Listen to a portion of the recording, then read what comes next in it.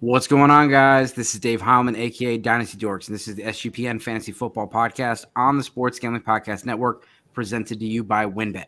WynnBET is now live in Arizona, Colorado, Indiana, Louisiana, Michigan, New Jersey, New York, Tennessee, and Virginia.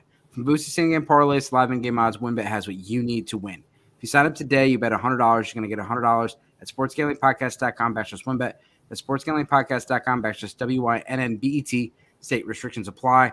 We're also brought to you by the SGPN merch store. Head over to store.sportsgamblingpodcast.com and use promo code MADNESS for 10% off orders of $40 or more. So I brought in Jeremy. Justin's joining me today. Brad, hope you feel better, sir.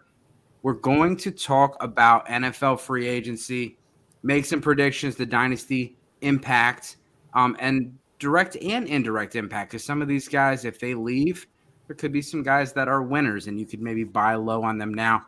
Let's start talking about with the quarterback carousel. That's always the big ticket as far as free agency. The first domino has fallen. Derek Carr to the Saints. Everybody's talked about that. We've talked about that. The next one, it seems to be Aaron Rodgers. The Jets are all in on Aaron Rodgers. There's obviously seems to be some interest. The fact that the Packers were allowing him to speak to the Jets shows that there's progress. Jets are possibly asking for a first-round pick. Move the Stick said it might be a second or 2 seconds. Justin, what do you think about Aaron Rodgers as far as a dynasty standpoint? Do you think that would boost his stock if he goes to the Jets versus staying in Green Bay?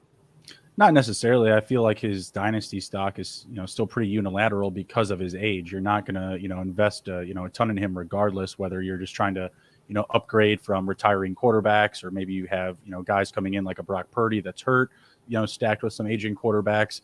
So if you're looking to either sell him or acquire him in dynasty, I think it's going to be, with those, again, hungrier rosters, those teams that are, really going to be, desperate, might be giving up a second round pick. I don't think anyone's going to be giving up a first round pick for him, but with Nathaniel Hackett running the offense, I don't see like a huge, spectrum change from him, like, passing a lot more or being more of a downfield passer. I think we're going to continue to see the same old Aaron Rodgers, maybe a little bit more effective in an offense that is still a little bit more vertical. And Jeremy, a lot of people are going after Jordan Love in trades.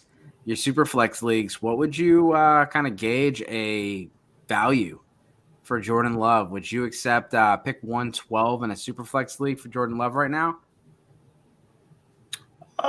Yeah, probably. I think any first-round pick is probably worth it at this point. We really still don't know what Jordan Love is. He showed some flashes. LaFleur's going to be able to put him in good situations. He'll probably be a fairly productive fantasy asset no matter what. But he was still so raw coming out that we really don't know where he's progressed to.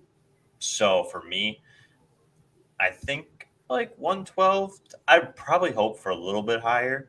But assuming the 112 was assuming where I am, I'd probably take that shot because the Packers probably aren't drafting a quarterback this year. You're at least going to get a year out of them. I'd probably say that's pretty good. Yeah, and that's kind of right around where Derek Carr, I did a dynasty price check, and that's kind of where he came in. Bruni, as far as the next big news would be Lamar Jackson. He got the tag. As far as Lamar Jackson, he put an article out today. The Baltimore Ravens could just be allowing him to kind of realize his reality as far as numbers. Maybe he's not getting a Deshaun Watson plus contract. He's still going to get a lot of money. And if anyone offers, they can match, unless it's a team that has way more salary cap and puts like a super front-loaded deal that the Baltimore Ravens can't match. Do you think he's done in Baltimore, or do you think he's going to go somewhere else? It sounds like there's only a few teams left in play here, being the Patriots and potentially the Raiders. I have not heard of any reports that the Raiders are completely out of this race just yet. It sounds like right now, outside of Baltimore, the Patriots are the front runners. They seem like a team that would be comfortable to give up those additional 2 picks. I don't think it's necessarily fair what the Ravens are doing, but they're doing their part of the business the right way. They're, putting themselves in the best position possible because they're going to force these teams to also cough up those 2 first-round picks. And a full guaranteed contract and 2 first-round picks for Lamar Jackson is I mean, for a lot of quarterbacks, it's not going to be worth it, right? I think Lamar Jackson is maybe pretty close to that, but I think the majority of the league is, not the Cleveland Browns. They're not running the same way that Cleveland is, with the type of contract that they offered Deshaun Watson, given his circumstance, not even, playing that season, right? So I think that there is a good opportunity that he's back in Baltimore, but don't be surprised if you see some last minute bids, come in here, to try and to steal him away. Yeah, and something I talked about in the article was, there's a big difference between the Colts' 4th pick overall versus like Washington's pick or the Jets if they strike out on Aaron Rodgers. Like, it's a lot more comfortable giving up pick 21 versus pick 4 when you're considering this. Again, you could see a match from Baltimore either way, but Baltimore might be more inclined to take, something that includes pick 4, or pick 8, or pick 9 in a situation. And that could be a factor in this. Obviously, if everything goes into play and he's back in Baltimore, we have a new offensive coordinator, Todd Monk, in there. Rashad Bateman should be back.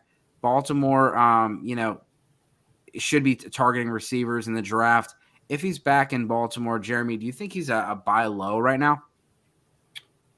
I would. Yeah. I feel like Lamar's kind of always been a buy low for the last year or so. Even last year, he was fairly affordable as far as Dynasty goes. I feel like a lot of people are out on him for some reason. I just don't know why. I still think that the rushing upside's there, obviously. And even with Todd Monken, you're still going to see him run the ball. Georgia was not overly pass heavy, and he has been more pass heavy in the past at the NFL level. But you're still going to see a pretty run heavy predicated team. And you're still going to see Lamar used that way, which is always plus. Obviously, you're going to get some rushing touchdowns out of him, but also just the pure rushing yards. And Lamar's developed a lot as a passer. I think nobody really wants to give him a ton of credit for it. I think that's still that old adage of that he's not that great of a passer. But he's gotten significantly better since he's entered the NFL. And I think if Baltimore can get him a couple weapons, whether that's via free agency this year, which has a decent amount of mid-level type of wide receivers, that would definitely help that roster. Or they go out and they take one. They're in the perfect spot this year in the draft to kind of take one of these guys that are kind of going to be up on that board, like the Josh Downs, the Jordan Addisons, Quentin Johnston, whatever their cup of tea is that they want to go after. Should Jordan Addison from Maryland, by the way, just a little snippet there. Yeah. Should all be available, at that spot if they want to go that early. Also, this wide receiver class, I would say, is fairly deep, but not like overly high-end talent, but it's a deep mid-level type of wide receiver class. So I think they can go ahead and add a couple weapons. Rashad Bateman's hopefully healthy when he returns. Duvernay's done okay. He's not overly great, but he's something there. I really think that Lamar should be a guy that people should be investing in. No matter where he goes, he's going to be a high-end fantasy asset. He's a top 12 quarterback every week with overall quarterback 1 upside. Nothing's changed. He started this last season absolutely on fire, like those first 3 or 4 games. And then I think people are just down on him because he was hurt. Yeah. That quick, what has he done for me right now? Kind of. Yeah, exactly. Yeah. All right. We had some people get tagged. We saw Tony Pollard get the tag. Josh Jacobs got tagged. Saquon Barkley got tagged. We saw Evan Ingram get tagged. And because a combination, a weak receiver free agency on top of the numbers getting really high for a franchise tag for a receiver, it's like $17-18 million. So it's only going to go to the top end guys at this point because it's just getting like receiver salaries have just gotten kind of like the quarterback salaries where they're super high. Mm-hmm.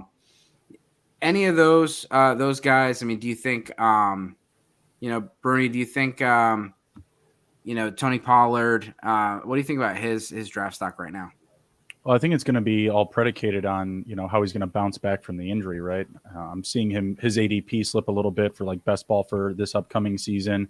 I think it's really just the uncertainty of the scenario. It feels like he could be a guy that does wind up missing like the first couple of weeks of the season. So I feel like you can probably still buy lower on him right now.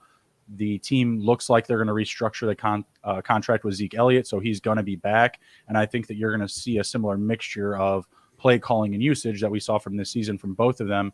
You may just get a little bit of a dip in like total production from Pollard because I feel like he could miss, maybe a little bit less than a handful of starts returning from injury or just not being like that full full 100% and getting that, that usage that we're used to seeing from this past season. So I think he's a decent buy low candidate. I don't think you wouldn't have to invest too much to acquire him if you are interested, but I think that he's more of a sit and wait type of scenario. Buying in on him now, you may, get better value, but you don't have enough information on, his full outlook. Yeah, and don't rule out the Cowboys with a running back in this draft class. Yeah. There was a ton of running backs at the draft class, at the combine, that said that they had spoken to the Dallas Cowboys. So don't rule that out with Zeke there, with Tony Pollard. And was Deuce Vaughn one of them? I don't know. Okay. I did not actually speak with Deuce Vaughn. Okay. But a few of the running backs, Jahmyr Gibbs spoke with the Cowboys. Kendre Miller spoke with the Cowboys. Zach Evans, some pretty big names. I think Evan Akonda as well. We're gonna go through our free agents, but we're also gonna check back in with the sponsors. We'll be right back.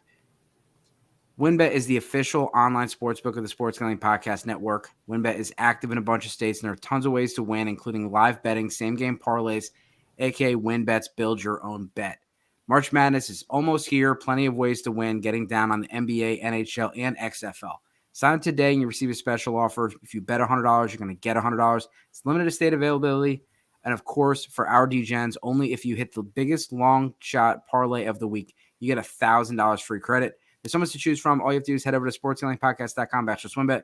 That's so they know we sent you. That's sportsgamblingpodcast.com/WYNNBET.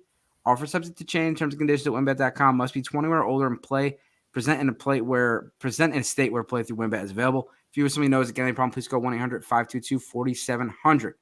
So I wanted to show SpotTrack's market value because I think this is very interesting. They've been pretty spot on whenever it comes to their, kind of predictions of what people might get.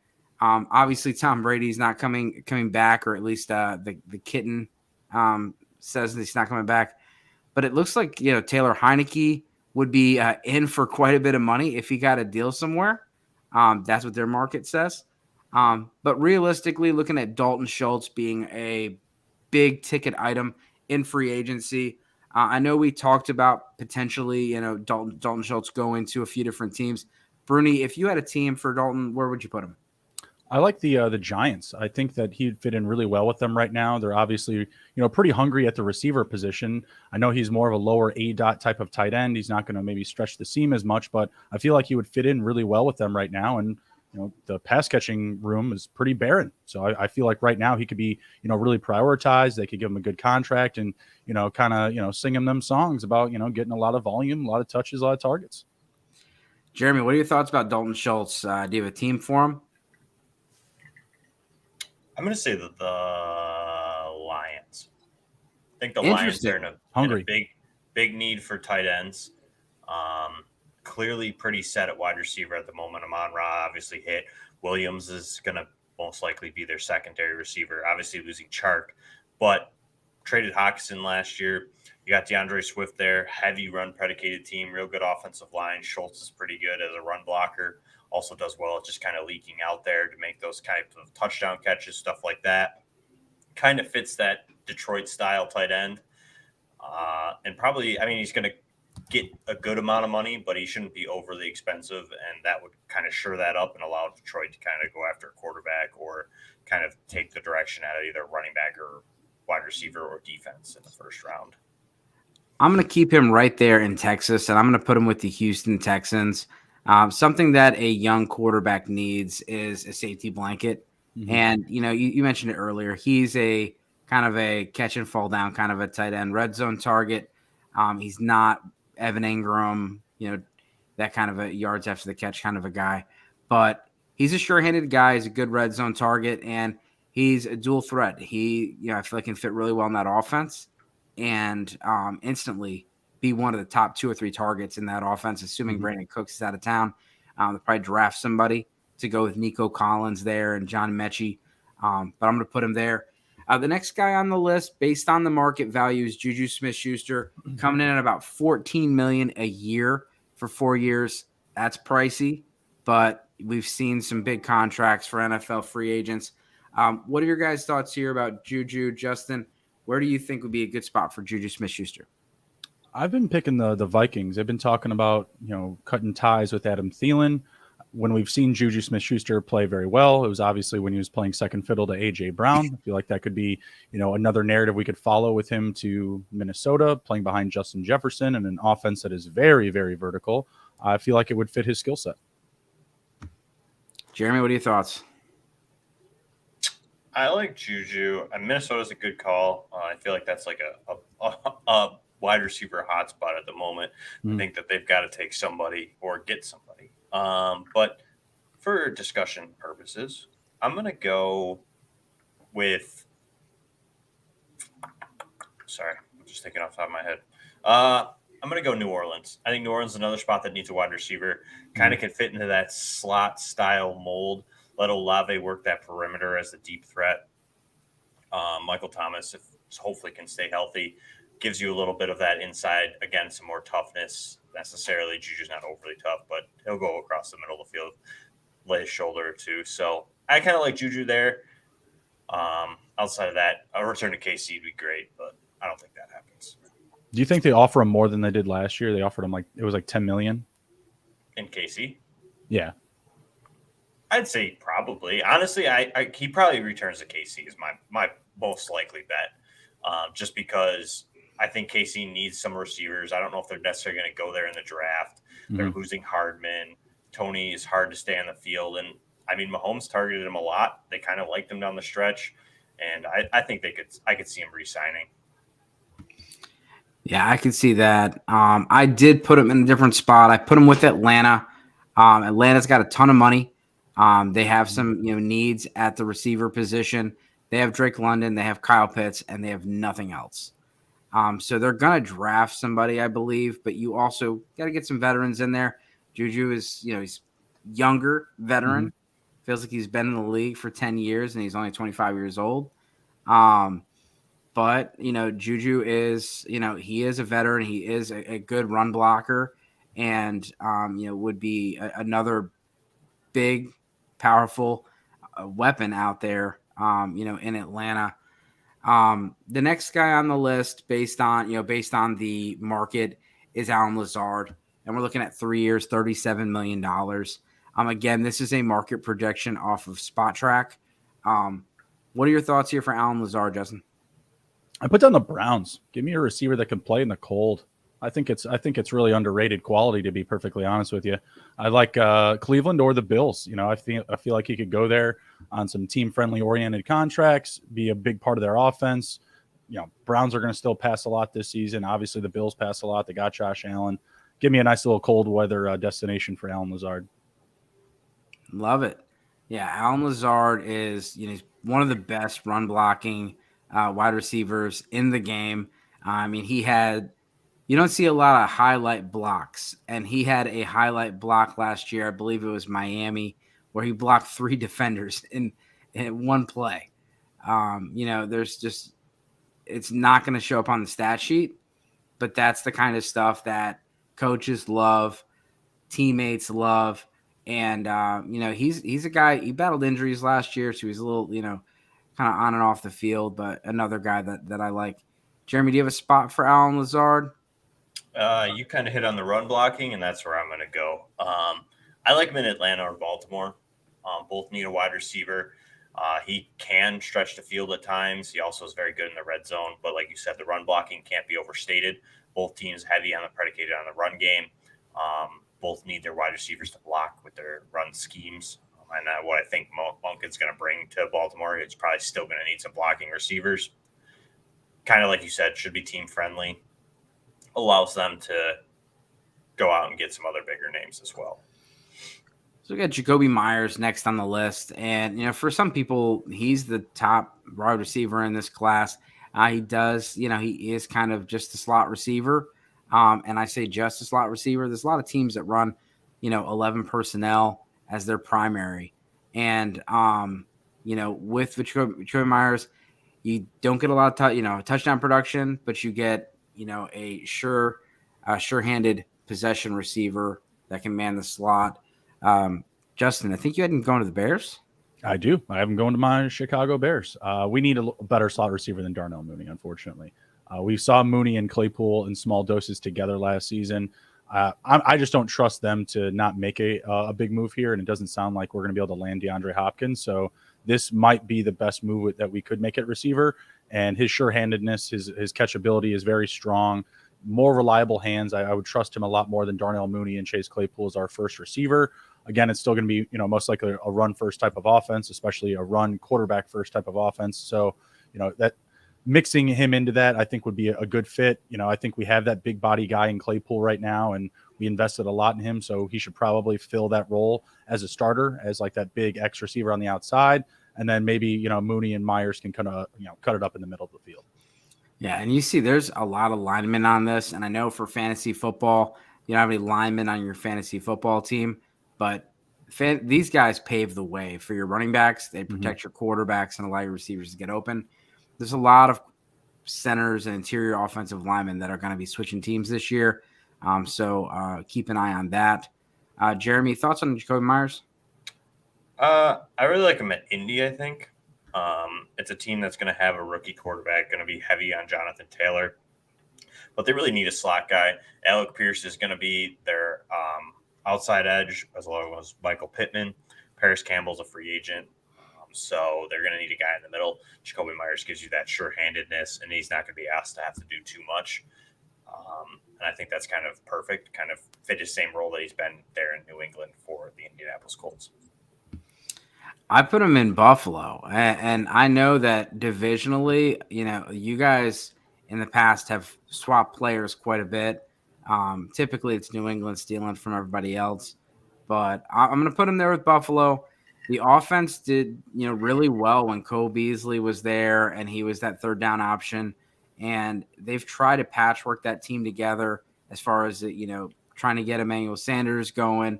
Khalil Shakur, John Brown. I mean, you've had different players man the position, and a lot of it, injury-wise.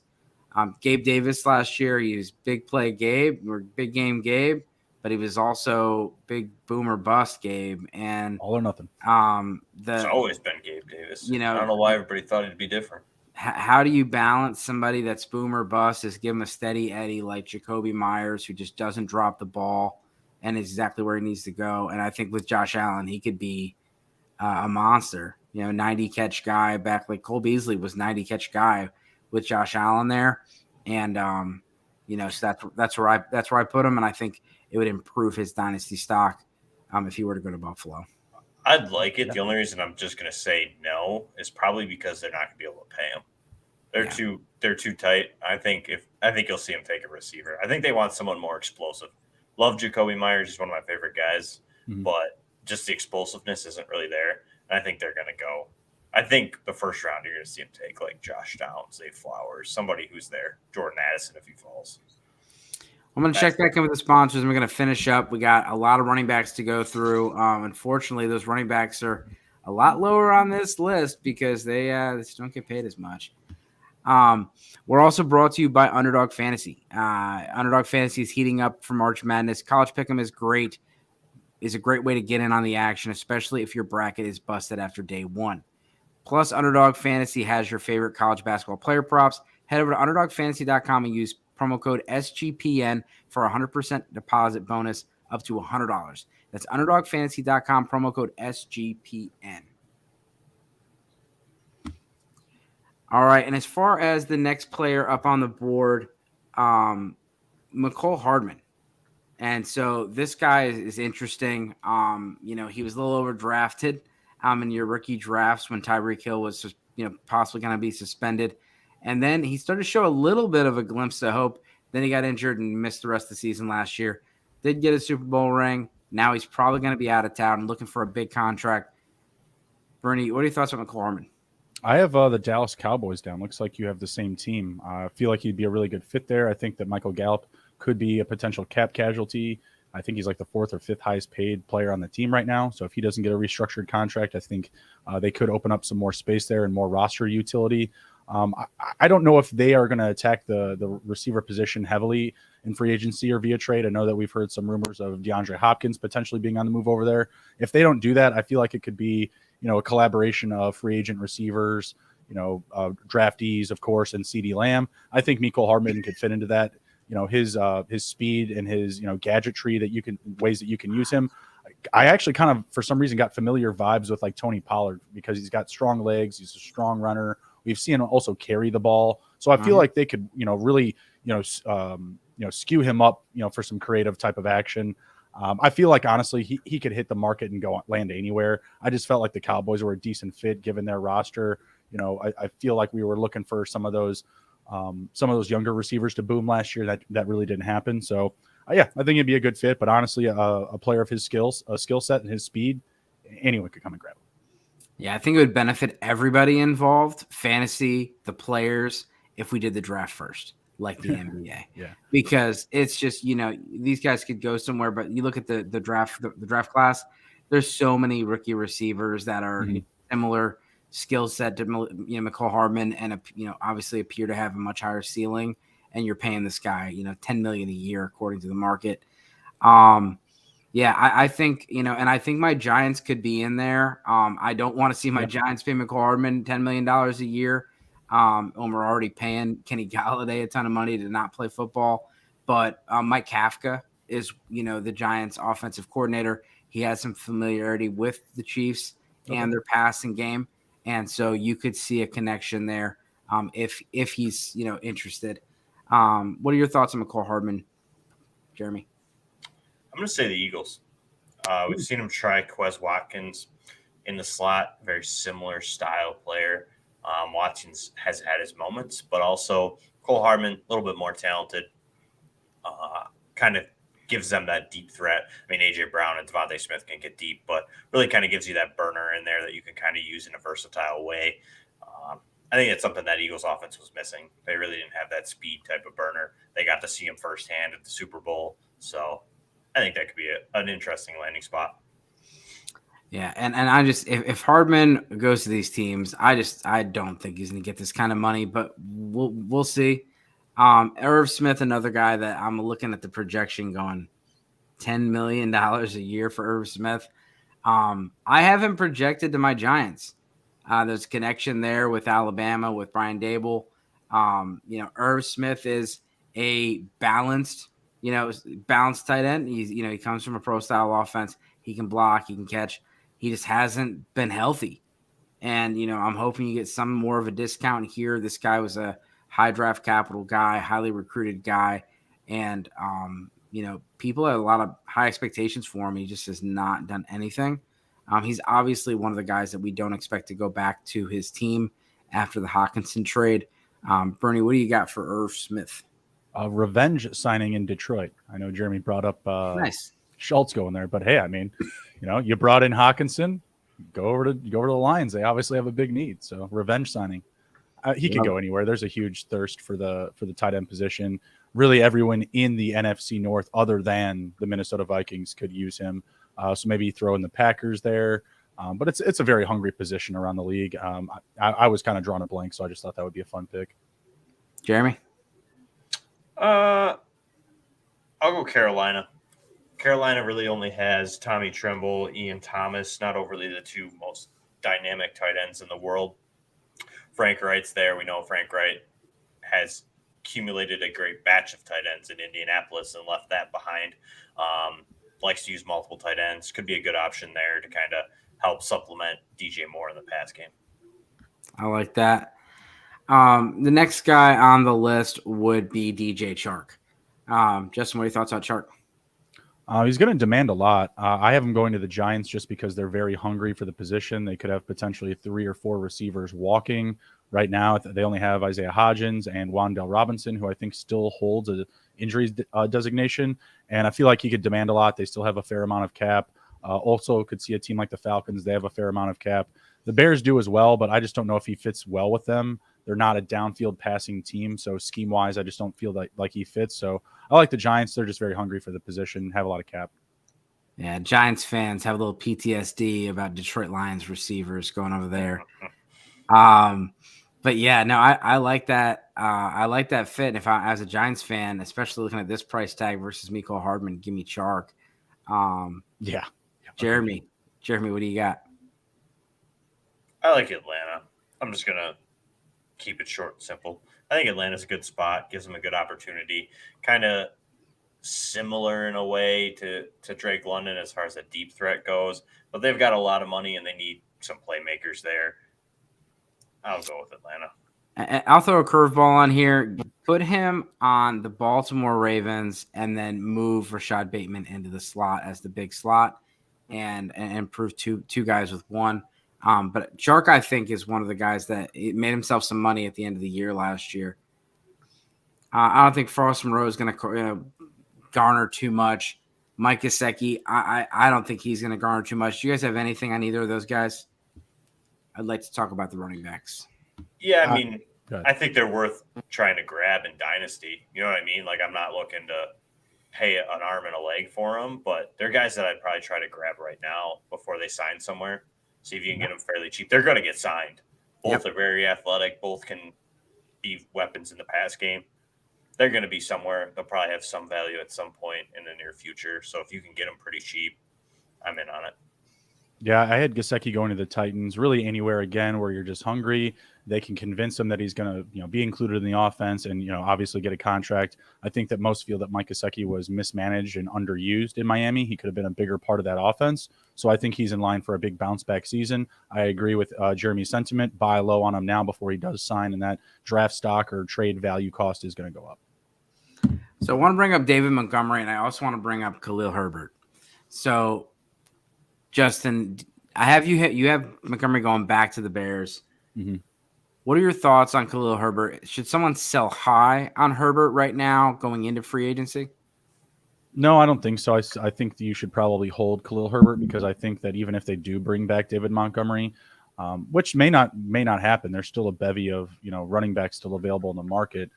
So I think the Bears are going to get the best part of that deal. They're going to get something that they're comfortable with. But again, they have a ton of cap. Khalil Herbert had a very reliable role last season. He's someone that I think you want to hold in Dynasty or try to buy at a little bit of a lower cost if you do see, a David Montgomery signing in the next, 6 to 7 days here. I feel like his stock could be down a little bit, perception of the public. But in reality, I think that he's going to have a reliable role in the offense. Now, if they bring back Montgomery and signed another running back, kind of, going with that 3 running back playbook that we saw from the Eagles last year with a run first quarterback and Jalen Hurts, Bears may try to pick up a similar type of narrative or playbook on how to attack their run game. Then I think you get more concerned, but that doesn't feel like the situation right now. The Bears need to load up on, offensive line, defense, and a receiver. So I feel like they may be comfortable bringing those 2 back with Justin Fields. Obviously, the offense was, booming at the end of the season once they started letting Justin Fields run and, all those guys were eating. Jeremy, your thoughts on David Montgomery? I honestly don't think the Bears bring him back.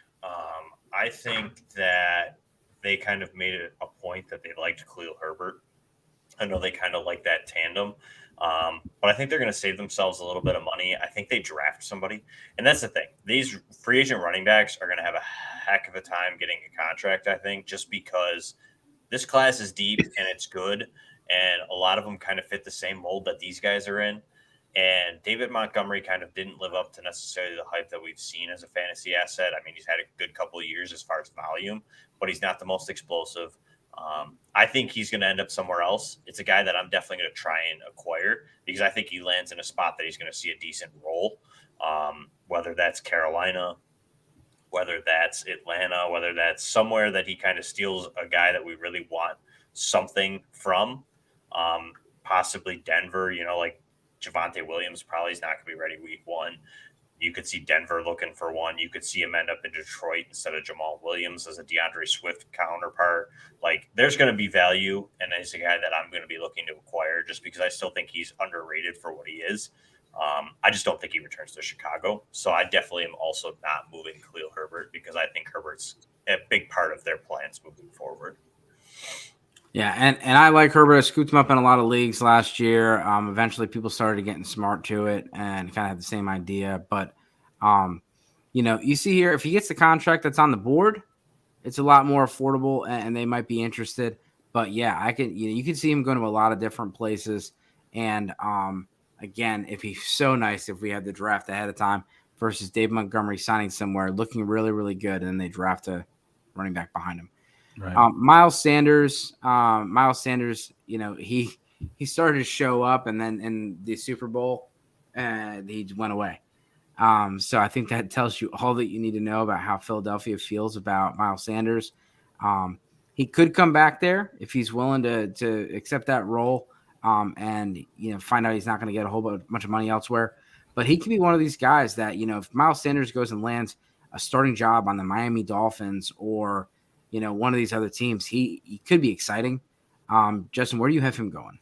I have the Broncos listed, similar reasons to what Jeremy had mentioned for David Montgomery. And I was also flirting with the Dolphins pick because I think that Mostert and Wilson are both coming back. And I think that would be a similar, solid 3-man tandem that he was, again, similar with in Philadelphia. I don't know if he's going to go somewhere and he's just going to demand a lot of touches given his age and his declining skill. But I think the Broncos, again, are a good fit as well, just because, Javonte Williams could miss a small handful of games to start the season. I feel like as a tandem, they would be good together, and Miles Sanders could, keep the bench warm while he's waiting for Javonte to return. Jeremy? I'm going to go with a pretty wild one with some rumors that are going on. I'm going to say Minnesota. Okay. Dalvin Cook, we saw some things today that there's been teams calling on Dalvin Cook. I think the Vikings want to move on. They don't want to pay him his contract. Alexander Mattison is also a free agent, so they're desperate need for a running back. Miles Sanders, I think, is not going to garner as much on the open market like we kind of touched on. I think they're definitely open to paying him, $7 million instead of, I think, what the 14 or 15 they're supposed to owe Cook. Similar ability to play in both the ground game and the pass game as Cook is. And we even saw that Cook they used him at times, but the running back's not totally the high-end prospect of that offense in Minnesota. And he I would say Sanders is similar to Cam Akers, who was in LA when O'Connell was there. So, yeah, and I'll look at some of his former coaches. You have Doug Peterson in Jacksonville, and you've got Frank Reich over there in Carolina as potential fits. I don't think he's going to go somewhere and really take a starting role. And to be honest, there's just not a lot of those starting roles that exist. The next guy would be Damian Harris. I really kind of stuck on this one. Justin, what are your thoughts here? I put him with the Rams, kind of a similar comp to you was just mentioned about Cam Akers. I feel like they have a similar skill set. I feel like they're just weak at the position overall. Cam Akers' health has always been a concern for them. I feel like Harris is just a very good downhill runner. Run him into the pile, get yourself 3 to 4 solid yards. Just more of a role player right now. And again, it's a pretty thin market for running back. I don't think he's going to demand a lot. I feel like he goes in with a team like the Rams, gets in a good fit where, he can get himself 10 to 12 touches a game. Jeremy? I'm going to stay inside the division, and I'm going to go to my own team. I'm going to say the Bills. Okay. If he's cheap enough and he's not garnering a high-end price tag, the Bills will be in on him. I don't know if the Bills are going to draft anybody. I know there's some hope that they take Bijan Robinson, but they just spent a second-round pick on James Cook. They're not taking a running back anytime before the third round, in my opinion. At that point, you're talking about some dart throws. They need a bigger-bodied running back. They want to get James Cook involved. And if they don't bring Singletary back, I think Damian Harris would be a real good compliment, like Bruni had said there. Downhill runner, gets it downhill fast, not afraid to punish guys, would be that great finisher at the goal line for the Bills. And again, stay inside and show the Patriots what they lost, True that. Twice a year. I was going to ask you about, it's kind of a nice compliment with James Cook there, who James Cook did look pretty good at the end of the season. Kareem Hunt, another guy we thought would be traded last year. A lot of people were buying him up before the trade deadline, thinking he was going to go to the Rams or the Dolphins or somewhere. He didn't go anywhere. And for whatever reason, Cleveland stopped using him after week 2. So we thought for the trade deadline, put him in bubble wrap, but they did not. They just put him in the shelf. And so Kareem Hunt is going to be on a new team most likely. He's already kind of had his thing, one day holdout last year with Cleveland. What are your thoughts, Bernie, on Kareem Hunt? I put down the Eagles. I know that they were potential buyers at the deadline. Nothing happened. If Miles Sanders leaves, I feel like that's a great, unilateral move. Wouldn't cost the team a whole lot, in my opinion, given Kareem Hunt's, what he's done. What have you done for me recently type of situation. Didn't do anything last year. The year prior was a little bit more productive, but his numbers have been coming down. So I feel like he could get a friendly contract on a good team and, bounce back. I feel like the Eagles are a good spot. I think that he could mix into the passing game, be used in the red zone. Eagles would be a good spot for him for sure. Jeremy? I'm going to go with Miami. I think if Miami can't get a running back, he runs pretty well on that type of zone scheme type of runner. He's a guy that is okay and can move laterally, find that hole, get one foot in the ground, and get downhill. I think Kareem Hunt, obviously 27, a little bit slower at this point, but would be price tag friendly and fit really good into that system if they don't decide to not bring back Jeff Wilson or Raheem Mostert, or they could probably bring one of those guys back and Kareem Hunt, who's a little bit more physical, a little bit better pass catcher. They tried to get someone similar to that in Chase Edmonds last offseason. I think that would be a real good fit for the Dolphins, the way that they want to use their run game. Yeah, I put him with the Falcons. I do think that, Tyler Algier had a great end of the season last year, but I think he's someone that is in danger. And you could see, the Falcons move on from Cordero Patterson and bring in someone like Kareem Hunt, who's more of a pass catcher, complement him. Just to stick with the running backs, just kind of go through some other big names. Rashad Penny. Justin, what are your thoughts about Rashad Penny going anywhere but Seattle? It feels like he's probably going to come back. Where did I have him? I put down the Patriots. If you see Damian Harris leave, I feel like they would be a good fit. Bill Belichick in New England, always big fans of the downtrodden in the league. I feel like Rashad Penny definitely fits that mold. Excuse me. And yeah, I just feel like he could be a good secondary weapon in that offense. Obviously, the Patriots use a plethora of running backs. I feel like that's the type of situation that Rashad Penny needs to be in, a bit nice 3-4 man rotation. Jeremy? I'm going to say he probably returns to Seattle. Yeah. I think it makes the most sense. I don't think that – I know he's flashed, but he's never been overly healthy. I don't know if a team's going to take a shot on him with the way the running back class goes. So I think if he returns anywhere, it's probably Seattle just because of the already connection that's there. Yeah. No, I can see that. He's just he didn't have much of a market last year in free agency, so I don't think he's going to have a huge market in free agency this year. What about Alexander Mattison? He's kind of a Twitter darling. He's actually, 25 years old? So he's, a little younger than people think he is. And when he's gotten a full workload, he's been a great fantasy option. What are your guys' thoughts, Justin, first on Alexander Mattison? I have him sliding down to Tampa Bay, playing along Rachaad White. I feel like he's still a running back that I would prefer to have in a tandem. I don't know.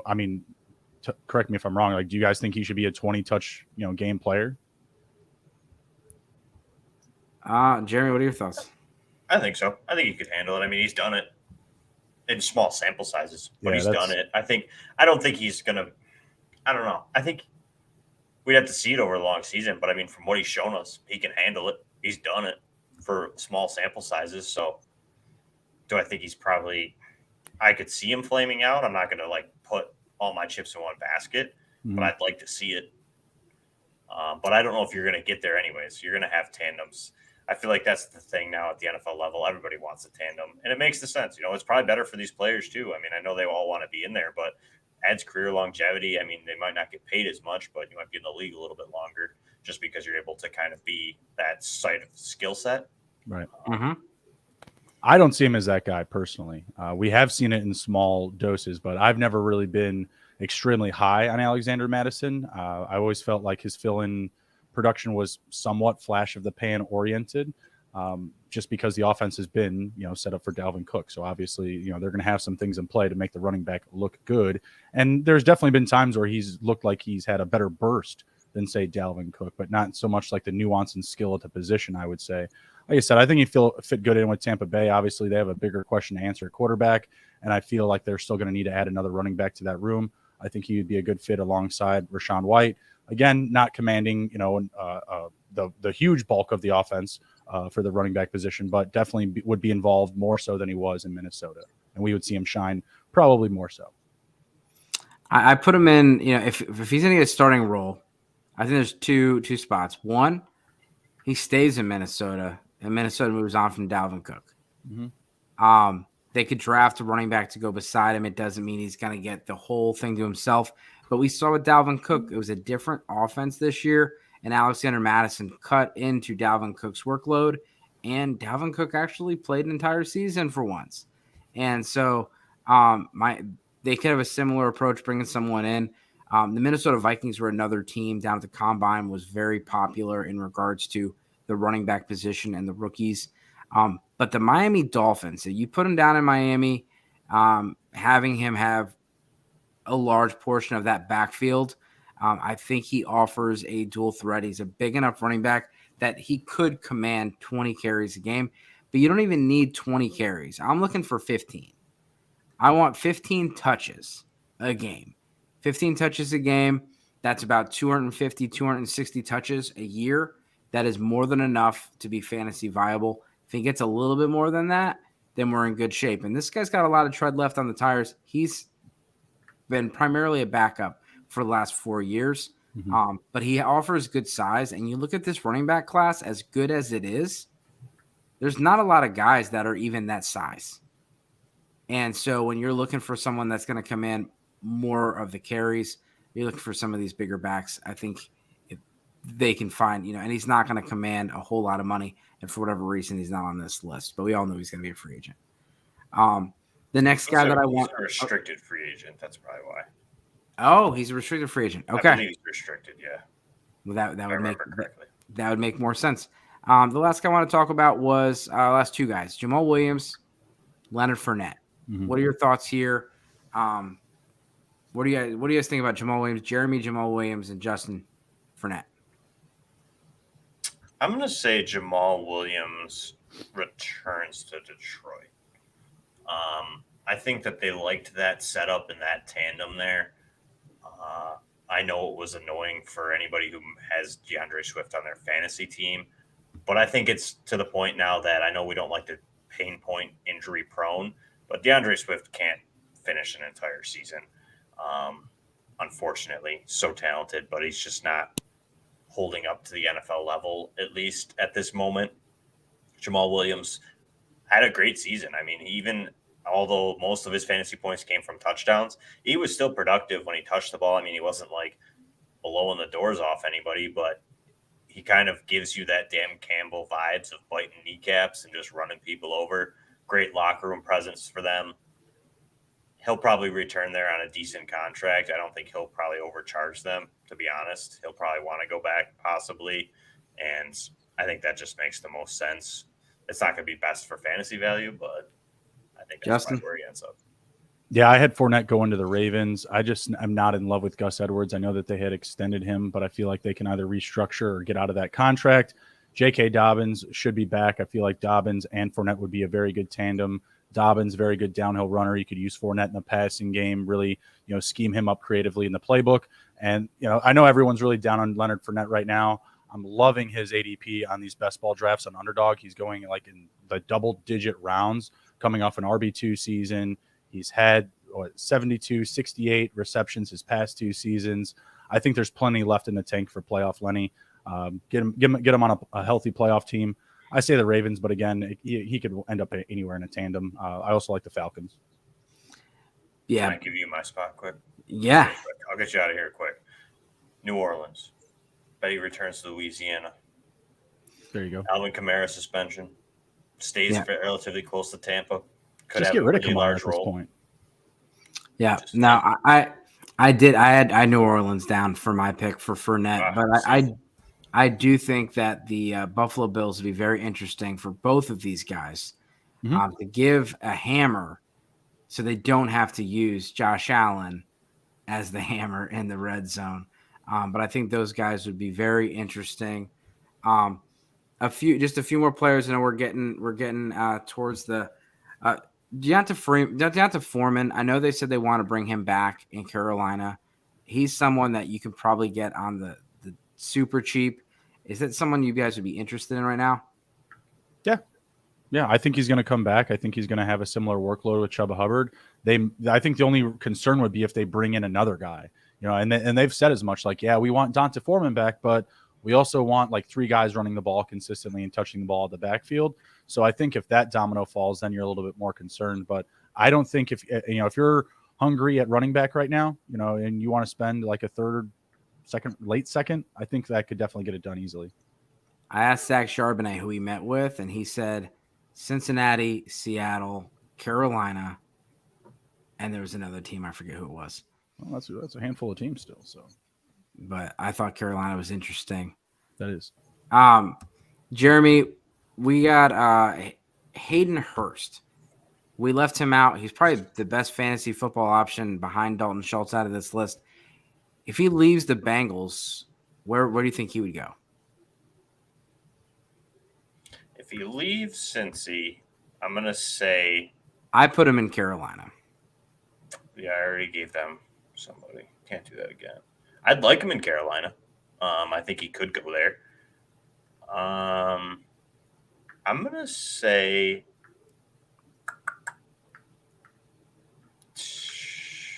Trying to think of who has an opening that would make the most sense. Maybe Tampa or Dallas. Maybe Dallas if it's contract friendly. If they get priced out on Dalton Schultz, I know they have Ferguson and Hendershot who they drafted, and they may just roll with those guys. But if they're looking to add somebody and Hurst is contract friendly, that would be really nice for his fantasy value. I would be shooting and hoping for that. But outside of that, I like Carolina, like you mentioned. Again, any tight end that lands in Carolina, I'm going to like. All right, rapid fire. OBJ, where does he go, Justin? Bills. Jeremy? Oh, no, get him away from me. Dallas. Baker Mayfield, where does he go, Justin? Rams stays. Jeremy? Ditto. Sam Darnold, where does he go, Justin? Probably stays. I put down the Titans as a backup. Carolina.